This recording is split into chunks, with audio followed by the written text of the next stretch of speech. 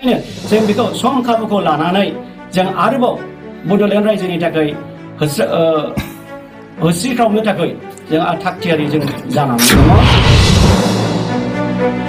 ओरैबायदि आसा खालामदों कि बनसु नङाब्ला बड'लेण्ड रायजोखौ लाबोनो हानाय नङा बा सोरजिनो हानाय नङा होननानै बिथांमोना जोंनि सिगाङावहाय फोरमायदों। बा गोहोम खोलैयालासे जुदि एसटि होयोब्ला बिथांमोना बेयाव जों बर' माहारियारि फरायसा आफादा जों बुंनांगौ जेबो गैया। दा बेयाव आरोबाव गोदानै सोरबा नन ट्राइबेलफ्रा जुदि एसटिखौ जुदि बिबाय थायोबा बा ट्राइबेल जोंनोबो नांगौ होनना बिबाय थायोबा बेयो जानाय नङा, मानो होनबा बिसोर क्राइटेरियायाव गोग्लैया। नोंथांमोननिसिम मोनसे गोनां एबा दा जाबाय थानाय दा 6था जाथिया एसटि बिनायनि सायाव आं नोंथांनिसिम मोनसे भिडिअ लाबोबावनाय जालायबाय। दा बनसु फरायसा आफादाबो राव होदों ना। दा मा बुंदों नोंथांमोना आं दसे उनाव शेयार खालामगोन, नोंथांमोना भिडिअखौ नायलांजोबबानो जाबाय। जे बनसु फरायसा आफादखौबो माखासे आफादफोरा बा माखासे दैदेनगिरिफोरा बनसु फरायसा आफादा जे बड'लेण्ड बिनायाव माबायदि बिहोमा होगोन आरो बिलांबाय थागोन नामा, बा बनसु फरायसा आफादाबो एसटि बिनायाव मा रोखोम हेंथा दं गैया। दा 6था जाथिनो जुदि एसटि होयोब्ला जोंहा मा खहा दं आरो बनसु फरायसा आफादा माबायदि गोख्रों रावफोरजों बुंदों, नोंथांमोनहा भिडिअखौ नायलां। भिडिअखौ नायनि सिगां आं नोंथांमोननो मोनसे नैबे जाबाय आबाद मावग्राफोरा गोबां माइ दं आरोखि, हाजोबाखै नै दाबो गोबां नोगोद मोजां जादों माइया। दा चिरां डिस्ट्रिक्टनि बनसु फरायसा आफादनि आफादगिरि ब्रेटेन इस्लारिया मा खोथा बुंदों, नोंथांमोनहा भिडिअखौ नायलांजोबबानो जाबाय। जों माखासे हम भिजिट्स बा माखासे रेहाब सेन्टारफोरखौ जों भिजिट खालामगोन आरो बेजों लोगोसे जों इन्डिभिजुवेलि जाय मानसिफ्रा ड्राग्स एडिक्ट जों बिथांमोनजों रायलायनो जों सेस्था खालामगोन आरो बे खामानिखौ जों मावबोगासिनो दं डिस्ट्रिक्ट वाइसआव। आरो जों गार्जेनजों लोगोसे माखासे गामिनि गागि मानसिफोरजोंबो जों जथायै जों मोनसे एवारनेस प्रग्रामखौ जों लागोन। जों माब्रैब्ला बिनिफ्राय जों रैखाखौ मोनगोन, जों माब्रैब्ला जों नैबे ससाइटिया ड्राग्स फ्रि ससाइटिखौ जों खालामनो हागोन, जों निस्सय जों बेखौ नाजाबाय थागोन। सिगां समाव नोंथांमोना बर' माहारियारि फरायसा आफाद हिसाबै आलादा बड'लेण्ड रायजोनि थाखाय गोबां खेब हज्रिखावनाय बा धरना हाबाफारि लानाय नुदोंमोन। फैबाय थानाय समाव नोंथांमोनहा आलादा बड'लेण्ड रायजोनि थाखाय सोमावसारनायनि माबाफोर हाबाफारि लागोन नामा? नंगौ, जों बेखौहाय जों बर' माहारियारि फरायसा आफादनि बेयो जाहैबाय सबसे देरसिन थांखि। बड'लेण्डखौ जों माब्लाबाबो जों सिरि दोननो हाया बा जों बेखौ दोनथ'नो हाया।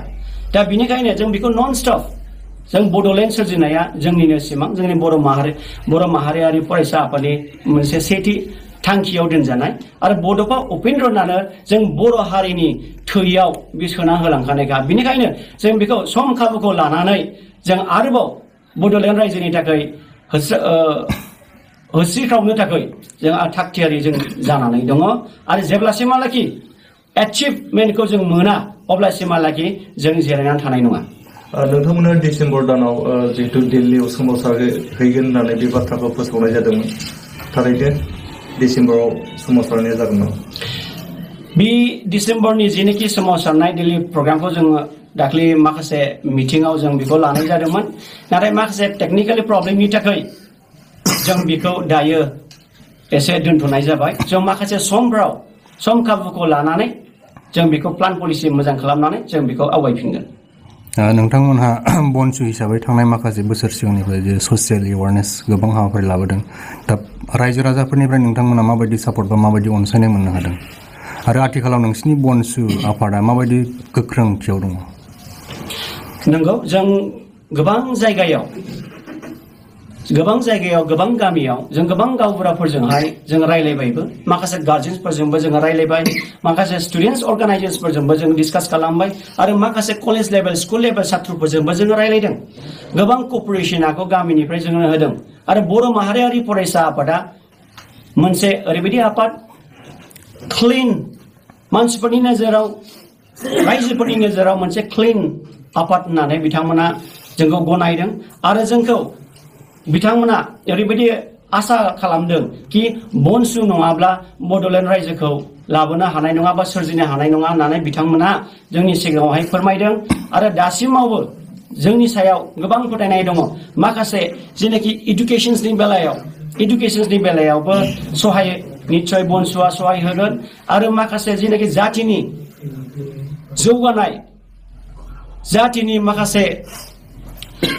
जौगानाय माखासे बिथांखिफोरखौ बनसुआ अरायसम लालांबाय थागोन होननानै बिथांमोना जोंजों क'पारेशनखौ जों होगासिनो दङ। बर'फोरनि गेजेराव बर' फरायसा आफाद जेनेबा एबसु दंखायो हिसाबै आरोबाव नोंथांमोना बनसु मुं लानानै बर' माहारियारि फरायसा मुं लानानै मोनसे फरायसा आफाद दानाय जादों। बेयाव गोबाङानो बायदि बायदि सोंथि सिखाङो जे नोंथांमोननि बर' माहारियारि फरायसा आफादा पलिटिकेल उइं होननानै गोबां बाथ्रा सावरायबाय थानायखौ नुनो मोनो। नोंथाङा गोदानै आइसि बिबान रुजुननाय हिसाबै बिनि सायाव मा फोरमायथिनो सानो? नंगौ, गोबां मानसियानो गोबां बेबायदिनो मोनसे एलिगेशन्स लाबोनो सेस्था खालामो। बियो माखासे इन्डिभिजुवेलनि मोनसे पारसेपसन, इन्डिभिजुवेलनि व्यक्ति हिसाबै बियो साननानै लानाय, बियो माब्लाबाबो जानो हाया। जों बेखौ एस ए स्टुडेन्टस विं हिसाबै, एस ए स्टुडेन्टस अर्गानाइजेसन हिसाबै जों बेखौ फ्रिडम जों मावगासिनो दङ। जों जातिनि थाखाय जों मावदों। सोरबा माबा मोनसे पलिटिकेलनि बेनाराव थानानै जोंखौ मावदों होननानै जुदि सानोबा बे भुल जागोन। दा बेनिखायनो बिथांमोना जाय मानसिफ्रा माखासे गावनि पार्सनेल पारसेपसनजों बिनि नोजोरजों नायगासिनो दङ, बिथांमोना जाहाथे क्लिन खालामनानै लायो आरो डाउट दङबा जोंजोंबो रायज्लायहरनो हागोन बिथांमोनाबो। माखासे एसटिनि डिमान्ड खालामबाय थानायखौ जों नुनो मोनदों। दा जों मिथिगौ शेड्युल ट्राइब बा एसटिखौ बिब्लानो दे मोनगोन बे नङा। दा बेयाव मोनसे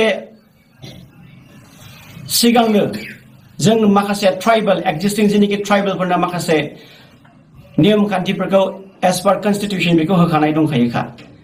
जुदि ट्राइबेल जुदि जानांगौबा बे जाथिया मा रोखोमै जानांगौ होननानै माखासे बेकवर्ड क्लासेसआव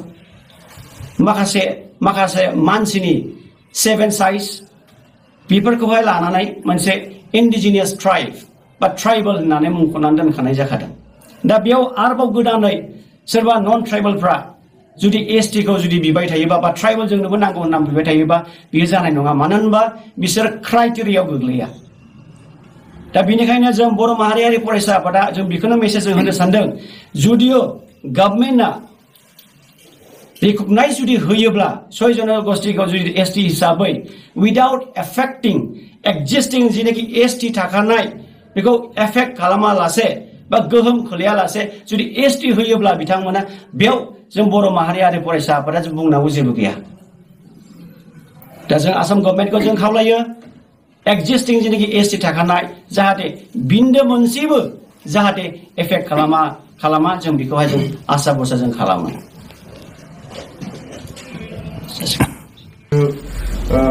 सरकारा होनायनि जि सावरायबाय थादों बा थिरांथा लादों बेखौ लानानै गोबां हेंथा होबाय थानायखौ नुनो मोनदों। नोंथांमोननि माहारियारि बर' फरायसा आफादाबो बिनि एगेन्स्टै सोमावसारगोन नामा? निस्सय बिनि हेंथायै जों सोमावसारगोन। बेनो जाहैबाय जाय मानसिफ्रा क्राइटेरिया एसटिनि क्राइटेरियायाव गोग्लैया, दा बिथांमोना जुदि एसटि होयोब्ला गभर्नमेन्टआ जुदि होयोब्ला जोंनि जेनाखि एक्जिस्टिं एसटि थाखानाय बेखौ जाहाथे एफेक्ट खालामा, गोहोम खालामा। जुदि गोहोम खालामोब्ला अब्ला जोंबो गसंथानो गोनां जानानै फैगोन। जे बनसु फरायसा आफादनि जे माखासे गोनां जे आयदाफोर लानाय, बे आयदाफोर लानायनिया मोजां जादों, खिन्थु बुंनायजोंल' जाया। बुंनायजों लोगोसे प्रेक्टिकेल मावखानांगौ। जे फैगोन समफोराव दिल्लीयाव जे बड'लेण्ड दाबि, बे बड'लेण्ड दाबिखौबो जे बिथांमोना गोख्रोङैनो सोमावसारनायखौ लाफिननांगौ। जे एसटि जुदि होयोब्ला जोंहा मा खहा जागोन। दा बेनि सायावनो गोबां जोंनि माखासे दैदेनगिरि आरो माखासे रायजो राजायाबो बुंगासिनो एबा नायगासिनो दङ जे बिसोरनि फरायनाय, बिसोरनि डेभेलपिं जानायानो जुदि दस्राखाब्ला, आं बेखौसो जे बुंनो सानो, जोंनि माखासे दैदेनगिरिफ्रा दिनै BPF-नियानो जा बा UPPL-नियानो जा, बे एसटि होनायनि सायाव बे एसटि स्टाटास बा एसटिखौ होगोन बेनि सायाव गोबां MP MLA बा सोरबा रायजो सभानि MP बिसोर जेबो बाथ्राखौनो बुङाखै जे मानो बुङाखै बे सिङाव खार'ना मा दं ना गावनि पलिटिकेल लाभालाभनि थाखाय ना गावनि गादिनि थाखाय बुंनो हायाखै दा बेसो मोनसे मेन जानानै थाबाय नङा होमबा रायजोफोर दा रायजोफोर नोंथांमोनहा बे माखासे जोंनि बर'नि दैदेनगिरि सारमोनहा मानो बे खोथाखौ बेखेवनो हायाखै नोंथांमोनहा फोरमायहरबानो जाबाय ना मा बुङो रायजोफोर जुदि नोंथांमोना आंनि चेनेलाव गोदान चेनेलखौ साबस्क्राइब खालामदो आरो भिडिअनि गेजेरजों फोरमायहर